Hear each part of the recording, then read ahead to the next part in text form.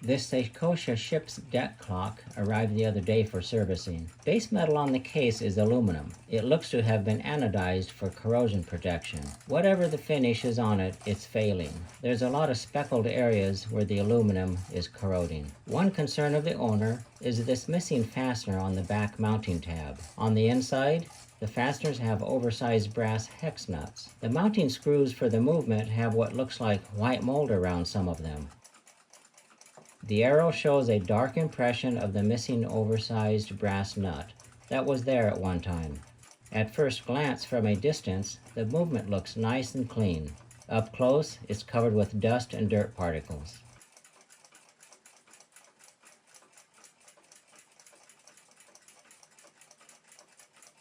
Mainspring has a full wind and the movement is running.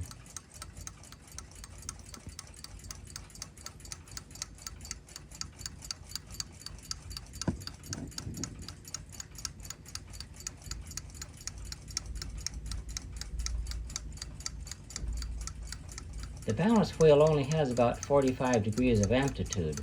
Should be 4 times that amount. Very poor motion. Oh, there's a bug riding on the fourth wheel as if it were a Ferris wheel. Looks like a beetle. Maybe it's some type of Japanese beetle. Guess I'll have to work the bugs out of this movement. I can see excess side movement in the balance staff where it goes through the plate. Staff will probably need some pivot work.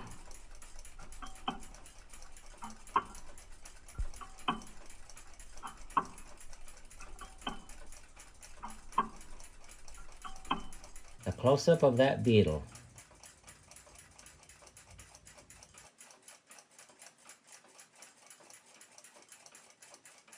Oil on the escape wheel teeth has turned to a thick black grease. There's also some hairs or fibers of some sort on the escape wheel.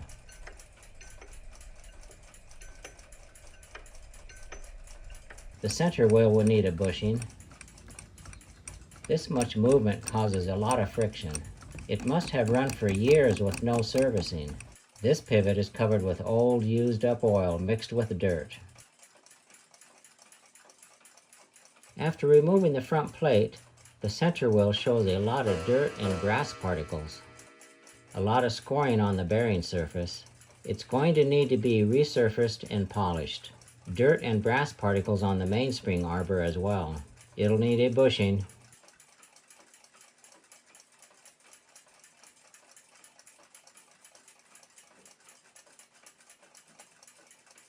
I'll get the movement cleaned, work the pivots over, and install bushings in the worn holes. Right now I'm going to focus on restoring that missing fastener on the case. It's an all-original clock, except for that one missing fastener. A brass nut of this size is not something any parts house has in stock. They just don't fabricate them anymore. So I'll fabricate one instead of using an off-the-shelf mismatched one. I don't have any brass stock the correct thickness, so it's time to cut a piece of brass to the correct thickness and make my own.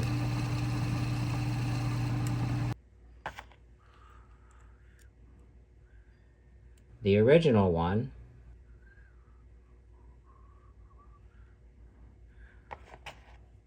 and the blank I cut to thickness. Doesn't have to be exact, but it's close enough to pass. Great. It's within a couple thousandths.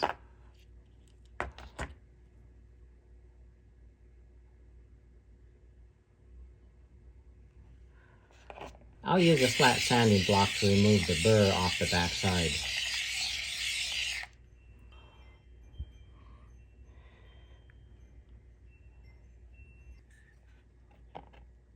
Because this is a one-part only build, and precision isn't really an issue, it'll be quicker to hand work the hex than to set up tooling for this job.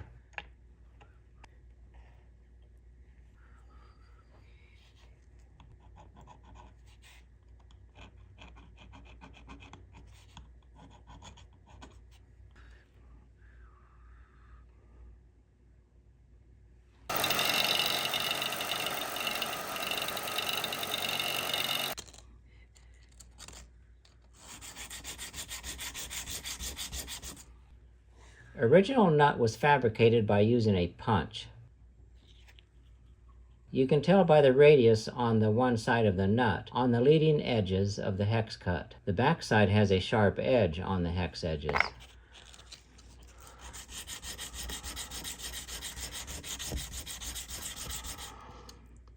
I'll use 2000 grit sandpaper to get rid of the fine lathe cut lines.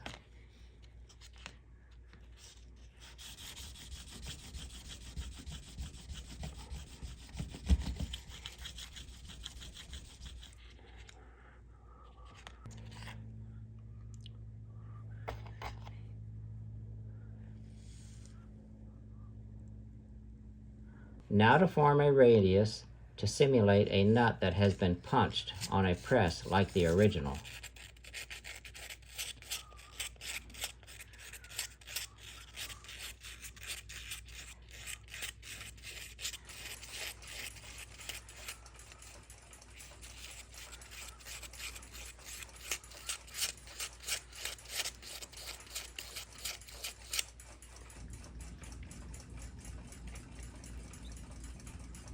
Cut the threads.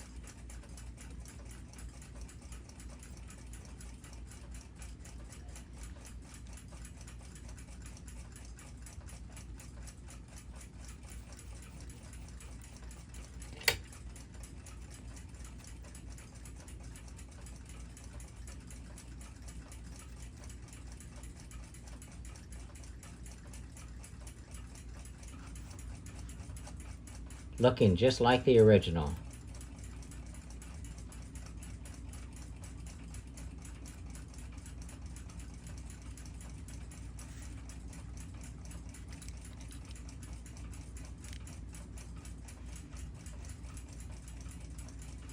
The original screw head is slightly smaller.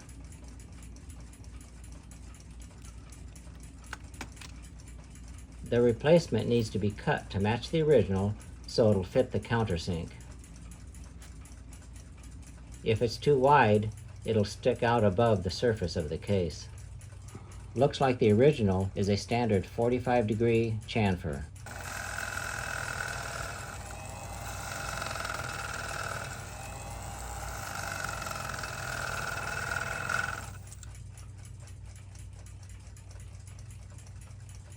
Just a little more.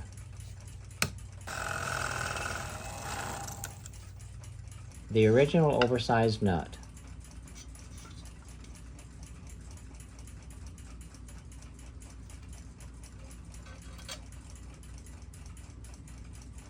Once some oxidation gets on this, no one will suspect it's a replacement.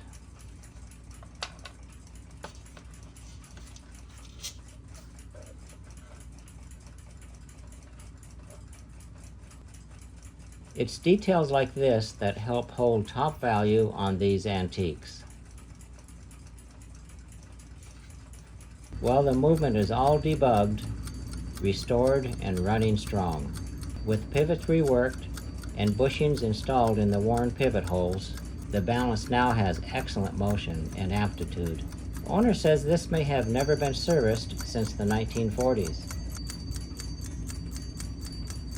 And it was acquired from the son of a British Royal Marine who liberated it from a Japanese destroyer in 1944. His wife couldn't tolerate it due to the loud tick and banished it to shelf storage. I will say, it has a loud, strong tick.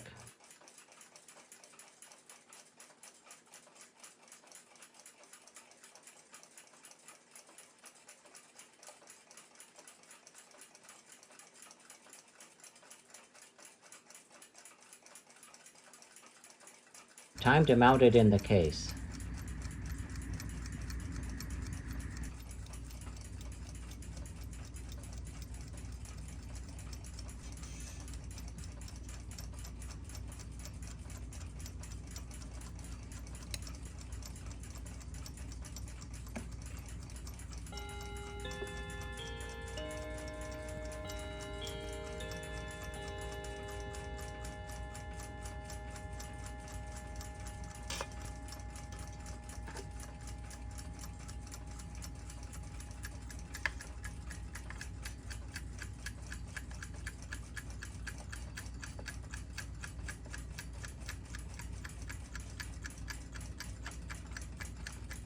Wow, once the screws are snugged down, the tick gets even more pronounced.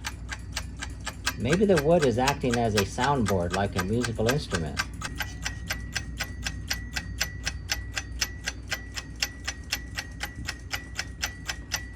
Has a bit of a high-pitched ring to it.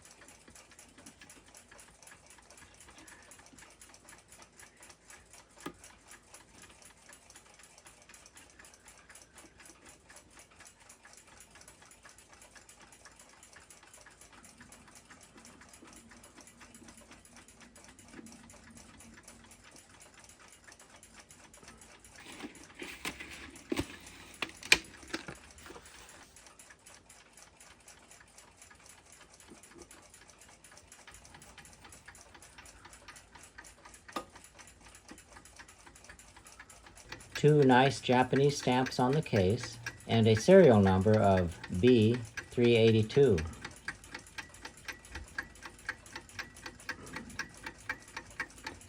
Just below the 7 is the Japanese inspection stamp.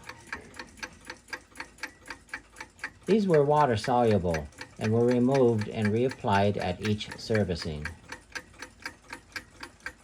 If you come across any of these dials that still have the inspection stamp on them, any attempt to clean them will only remove the stamp.